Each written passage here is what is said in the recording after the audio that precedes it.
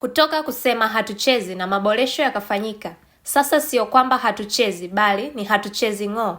Hii ni kauli mbiu ya mabingwa wa kihistoria wa ligi kuu bara, wakifanya hivyo mara 30 na kwa msimu huu 2025 wakihitaji kufanya hivyo kwa mara ya 4 mfululizo baada ya kuvuka mito, milima na vigingi kadhaa katika kombe la shirikisho la CRDB Federation Cup. Sasa wananchi Yanga wanatamba katika hatua ya nusu fainali itakayowakutanisha dhidi ya JKT Tanzania katika uwanja wa Mkwakwani ndani ya jiji lenye umaarufu wa upendo, ustaarabu na mahaba ya kutosha, Paite Tanga, nyumbani kwa kapteni wa wananchi Yanga Muite Bakari Nondo Mwamnyeto, beki wa boli mwanaume aliyezaliwa kuhakikisha safu ya ulinzi ya Yanga inakuwa salama mara zote. Kuelekea mchezo huo, mashabiki wapenzi na wanachama wa Yanga kutokea maeneo mbalimbali hasa katika jiji lenye raha na karaha za kila aina kwa maana ya Dar es Salaam wamejitokeza kwa kiasi kikubwa kwenda kushangilia na kuipa nguvu timu yao ili waweze kupata matokeo katika mchezo huo. Zaidi ya kosta 50 zilizojaa mashabiki wapenzi na wanachama wa Yanga zimeelekea jijini Tanga ili kushuhudia mchezo huo wa nusu fainali. Ikumbukwe kwamba ni mchezo ambao ni lazima mshindi apatikane, hata kama ni kwa changamoto ya mikwaju ya penalty.